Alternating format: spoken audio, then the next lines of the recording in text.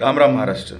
अनपेक्षितपणे काल म्हणजेच 10 मे रोजी सायंकाळी 5 वाजता भारत पाकिस्तान यांच्यामध्ये युद्धविरामाची घोषणा झालेली आहे. आता या ठिकाणी युद्ध हे कोणत्याही देशाला हानिकारक, परिणामकारक आणि त्या देशाच्या विकासाला खीळ बसणारी गोष्ट आहे. युद्ध हे कोणीही करूच नये, परंतु एखाद्या वेळेस एखाद्या राष्ट्राकडून त्या राष्ट्राच्या निरपराध लोकांची हत्या घडून येत असेल, त्या राष्ट्रातील संपत्तीला हानी पोचण्याचा प्रयत्न होत असेल, तर त्या ठिकाणी त्या राष्ट्राचा परमनंट इलाज करणे अत्यंत आवश्यक आहे. म्हणजेच एखाद्या कुत्र्याचं जर शेपूट बार बार वाकडंच होत असेल, तर त्याचं ते शेपूट तोडून टाकणे हाच एकमेव पर्याय आहे.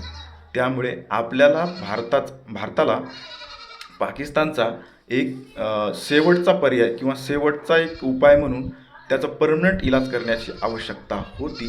परंतु आपल्यामध्ये आणि त्यांच्यामध्ये युद्धविरामाची घोषणा अनपेक्षितपणे झालेली आहे.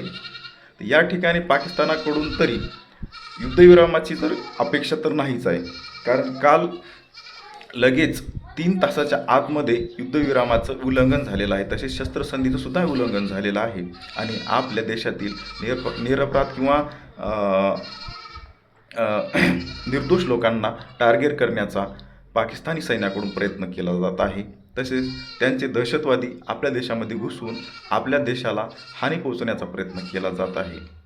आता ठरवण्याची वेळ आलेली आहे की पाकिस्तानचा परमनंट इलाज करायचा किंवा नाही हे कमेंटमध्ये सांगा आणि आपल्या भारत सरकारच्या खंबीरपणे पाठीमागे उभा राहण्याचा, तसेच आपल्या सैन्याच्या पाठीमागे खंबीरपणे उभ्या राहण्याचा आपल्याला वेळ आलेली आहे.